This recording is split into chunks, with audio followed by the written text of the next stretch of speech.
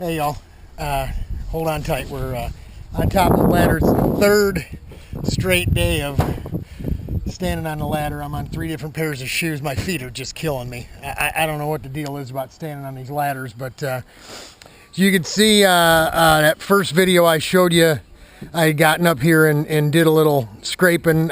We'd scraped all of it off, wire wheeled everything, all the buttons, even though you know they're probably going to rust again. We're doing the best we can with this galvanized metal rust. It was all kind of like that over there where the rust spots are. This is as good as it's going to get. I ain't going any further than that. They said, you know, everything that's rusty should be shiny for proper adhesion, but I'm going to wipe it all down with lacquer thinner as well. But we're going ahead and just scuffing all the galvanizing too, just to give everything a good amount of grip. Around the vent here was I had put that tar or asphalt stuff on there and scraped and peeled all that off, cleaned it all up, lacquer thinnered the daylights out of that, and then I used the tinfoil tape. There are a couple different products you can use to do this. I could have used the stuff in the tube like I showed you and then troweled it, you know. They also make a tape that is guaranteed for like 15 years. It's like 4 inches wide, and you put it down, you use a roller, and as you press it, it gets activated and it's sticky as all get out. The problem is it's a 50-foot long roll and it costs $100. I'm not gonna get $100 just for this and this, you know. What we did is I went inside and jacked up the air conditioner after I unhooked it all. It's on a floor jack with a 2x4, right? And then I've got some 4x4s underneath there holding up the rear weight. That's the 2x4 there. The hole, the pass-through, is on the front half of this unit, and so it makes the back half pretty darn heavy when you can only lift from the front. So it was a bit of an excursion to get it up and boost it up, but I wanted to be able to get underneath it, reseal this plate to the roof. It had tinfoil tape all the way around it and held pretty good, except that front corner over there where it had got water had got behind it, and that trim piece got that seal piece got a little rusty. So I've already wire wheeled the daylights out of it. Everything's all cleaned up around there. When I hit that part in the back on that header that I showed you the other day, I'm going to use that same sealer we're going to use on the top here on that back. Then I'll come up and I'll hit all around here. Then I'll go inside the trailer and clamp this bad boy down and let it sit. We don't want to put the roof coating on while it's smoking hot in the sun. We're going to try to wait until later on in the day when the sun starts to get a little lower in the sky.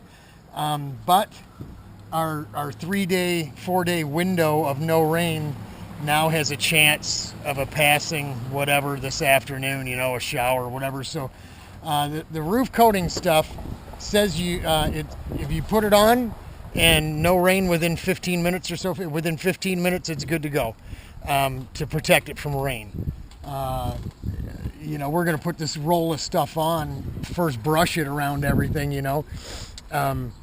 After the stuff we put here seals skins over, and you know, then we got to get the air conditioner back down, or the water will just, you know, bounce and rumble right in there if it starts to rain. So we're kind of in a hurry today. It's about 11:30 on Friday. I'll give you the date, but I've just come up with a blank here. But we're going to get the stuff all done today and out of our hair.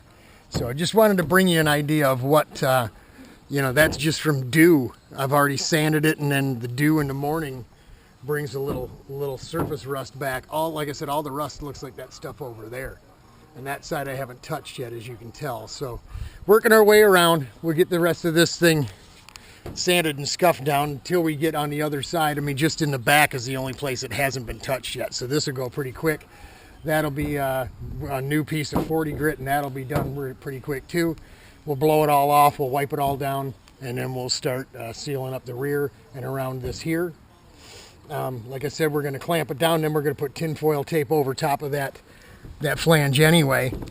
And then we'll go ahead as soon as we can and put all this stuff around this edge here. We seal between the aluminum and the galvanized, right? That's where the sealer goes.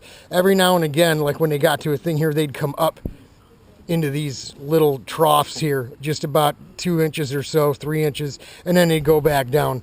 They weren't intentionally putting them over top of any of the screws because this whole piece on either side has sealer underneath it. You can see it. You can see where I've trimmed it off a little bit where it was oozing out. So it's already got a sealer underneath it. We're just going to stop whatever wetness lands on the roof from getting inside of there. So that's what we're going to do with our sealer. We'll probably put it on and then run a quick trowel over it just to flatten it out a bit. Make it a little so it's not so thick for one, and make it a little easier to roll the roof coating over top of it without there being lumps, you know, big lumps of it. So that's where we're at. We're going to continue tearing it up, trying to get the roof of this thing done, and that's it. So off to work we go. Talk to y'all soon.